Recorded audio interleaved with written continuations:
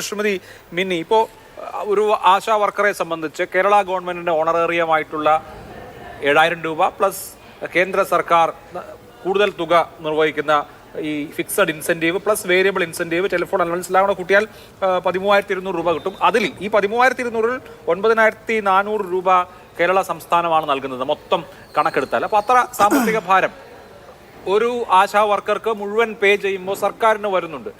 അത് ന്യായമായും കൊടുക്കേണ്ടത് തന്നെയാണ്. പക്ഷേ അവിടെ കേന്ദ്ര സർക്കാരിനെ സംബന്ധിച്ച് ഇന്നിപ്പോൾ കേന്ദ്ര സർക്കാർ ഒരു പ്രസ് റിലീസ് ഒക്കെ ഇറക്കിയിട്ടുണ്ട്. ഞങ്ങൾ NHMന്റെ ഭാഗമായി ഇത്ര തുക റിലീസ് ചെയ്തു തുടങ്ങിയ കാര്യങ്ങളൊക്കെ.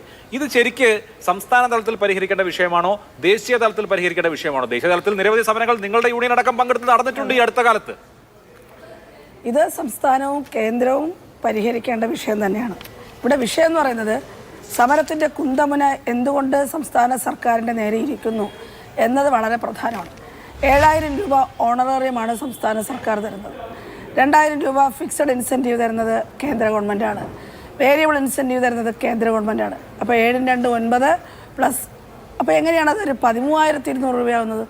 അപ്പോൾ തെറ്റായ വ്യാഖ്യാനമാണ് അവിടെ വന്നിരിക്കുന്നത്. കണക്കുകൾ വലിയ പശകുണ്ട്. ഇനി 7,000 രൂപയ്ക്ക് മാനദണ്ഡമുണ്ട്. എനിക്ക് പറയാനുള്ളത് ഇത് മനസ്സിലാക്കിയെടുക്കാൻ ഇച്ചിരി ബുദ്ധിമുട്ടാണ്. കാരണം നമ്മൾ സാധാരണ കേൾക്കുന്ന ഒരു ശമ്പള പരിഷ്കരണത്തിൻ്റെയോ അല്ലെങ്കിലുള്ള ചില ഫോർമുലകളല്ല ഇവിടെ പ്രവർത്തിക്കുന്നത്. അതുകൊണ്ട് എനിക്ക് VPP മുസ്തഫയോട് പറയാനുള്ളത്, നിങ്ങളുടെ വാർഡിലെ ആശാവർക്കറെ വിളിച്ചിരുത്തിയിട്ട് അവർക്ക് ലഭിച്ചുകൊണ്ടിരിക്കുന്ന തുകയും അവർ ചെയ്യുന്ന ജോലിയും അവർക്ക് കിട്ടുന്ന വേതനം കൊണ്ട് അവർക്ക് ജീവിക്കാൻ പറ്റുന്നുണ്ടോ എന്ന് ഒന്ന് അന്വേഷിക്കുന്നത് ഏറ്റവും ചുരുങ്ങിയത് ഈ കാലത്തൊക്കെ നിങ്ങളെ പരിചരിക്കുന്ന ആളുകളാണല്ലോ. ഒന്ന് ചോദിച്ചാൽ നിങ്ങൾക്ക് ഈ സർക്കാർ വിലാസമായി കിട്ടിക്കൊണ്ടിരിക്കുന്ന രേഖകളിൽ നിന്ന് വ്യത്യസ്തമായ ചില കണക്കുകൾ കിട്ടും. നിങ്ങൾ അതൊന്ന് പഠിക്കാൻ ശ്രമിക്കുക എന്നുള്ള വിനീതമായ അഭ്യർത്ഥനയാണുള്ളത്. അതുകൊണ്ട് സംസ്ഥാന സർക്കാരിന് വേണ്ടിയാണ് പണിയെടുക്കുന്നത്. സംസ്ഥാന സർക്കാരാണ് നിശ്ചയിക്കുന്നത്. ഈ സംസ്ഥാനത്താണ് ജീവിക്കുന്നത്. ഈ കിട്ടുന്ന മുഴുവൻ തുകയും ഈ സംസ്ഥാനത്താണ് ചിലവഴിക്കുന്നത്.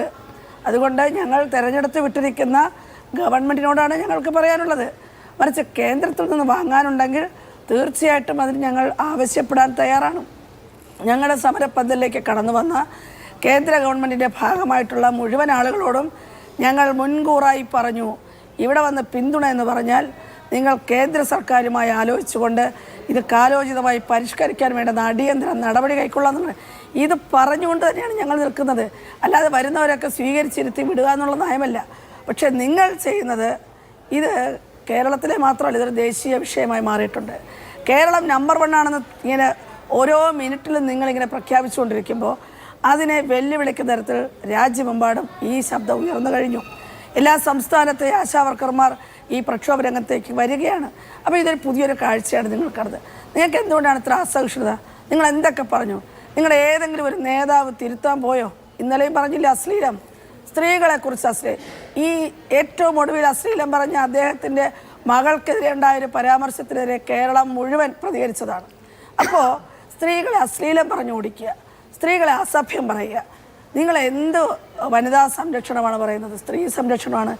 വനിതാ ജംഗ്ഷൻ നടന്നുകൊണ്ടിരിക്കുക. എല്ലാ പഞ്ചായത്ത് കേന്ദ്രീകരിച്ച് വനിതാ ജംഗ്ഷൻ. എന്തിനാണ് ഈ വനിതാ ജംഗ്ഷൻ? വനിതാ മതിൽ കെട്ടുന്നു. ആയിരക്കണക്കിന് സ്ത്രീകളെ പാതിരാത്രിയിൽ ഒന്നിച്ച് നടത്തിച്ചിട്ട് സ്ത്രീ സുരക്ഷയുള്ള നാടാണെന്ന് പറയുന്നു. നമ്മൾ എല്ലാ ദിവസവും കാണുക സ്ത്രീ സുരക്ഷ എങ്ങനെയാണെന്ന്.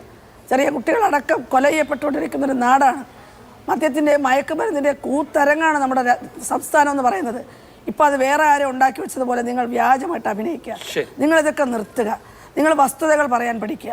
ഇടതുപക്ഷം എന്ന് പറഞ്ഞ് ഈ ഇടതുപക്ഷത്തെ നെഞ്ചേറ്റി അധികാരത്തിലേറിയ ആളുകളാണ് ആ തെരുവിലിരിക്കുന്ന പാവപ്പെട്ട ആശാവർക്കർമാർ. കോവിഡ് പോരാളികളെന്ന് പറഞ്ഞ് കാലാൾപ്പടയെന്ന് പറഞ്ഞ് പ്രകീർത്തിച്ചിട്ട് ഇന്ന് തെരുവിലിരിക്കുമ്പോൾ ഇതിന് മഴ പെയ്തപ്പോൾ ഒരു ടാർപോളിൻ കെട്ടാൻ സമ്മതിക്കാത്ത തൊട്ടടുത്തിരിപ്പുണ്ട് നമ്മുടെ മുഖ്യമന്ത്രിയുടെ പടമുള്ള ഫ്ലെക്സ് ബോർഡ് ഇരിപ്പുണ്ട്. പോലീസ് അത് തൊടില്ല, മറിച്ച് കയ്യിൽ പിടിച്ചിരിക്കുന്ന ടാർപോളിൻ ഷീറ്റ് വലിച്ചു മാറ്റും. അതാണ് നമ്മുടെ സംസ്കാരം. അപ്പോൾ അതുകൊണ്ട് ഇത് ജനം കാണുന്നുണ്ട്. എത്ര കള്ളങ്ങളുടെ കോട്ട കെട്ടി മറച്ചാലും നിങ്ങൾ നോക്കൂ, ആ സമരപ്പന്തലിലേക്ക് ആയിരക്കണക്കിന് ആളുകൾ ആ പന്തലൊരു തീർത്ഥാടന കേന്ദ്രം പോലെ വരികയാണ്. കുട്ടികളുടെ ജന്മദിനം ആഘോഷിക്കാൻ കുട്ടികളെയും കുട്ടി മാതാപിതാക്കൾ വരുന്നു. മനുഷ്യരെ കണ്ട് പഠിക്കാൻ പറയുന്നു. പണിയെടുക്കുന്ന ആളുകളെ കാണാൻ പറയുന്നു. KSRTC റിട്ടയർഡ് ആളുകൾ വരുന്നു. പെൻഷൻകാർ വരുന്നു. നാളെ കാത്തിരിക്കുന്ന ഇതിന് നിങ്ങൾ പരാജയപ്പെടരുതെന്ന് പറയാൻ നൂറുകണക്കിന് ആളുകൾ. ഞങ്ങളുടെ ഊർജ്ജം അത് തന്നെയാണ്. തീർച്ചയായും നമ്മളിത് സംസാരിക്കുന്ന സമയത്ത് തന്നെ കേന്ദ്ര സർക്കാരിന്റെ ഒരു പ്രതികരണം വരുന്നുണ്ട്. സംസ്ഥാന സർക്കാരിന്റെ പിണറായി വിജയൻ സർക്കാരിന്റെ പരാജയം ഞങ്ങളുടെ തലയിൽ ഇടരുത് എന്നുള്ളതാണ് കേന്ദ്ര സർക്കാരിന്റെ വാദം. The Modi government does not discriminate against any state on any grounds and Kerala receiving more than its budgeted allocation is a testament of this commitment. The union ministry of health and family welfare had already provided an additional 120 crore to Kerala as fifth installment. Before this, Kerala had received its full share of 913 crore in 4 separate installments എന്നുള്ളതാണ് NHM ഫണ്ടുമായി ബന്ധപ്പെട്ട കേന്ദ്രത്തിന്റെ വിശദീകരണം.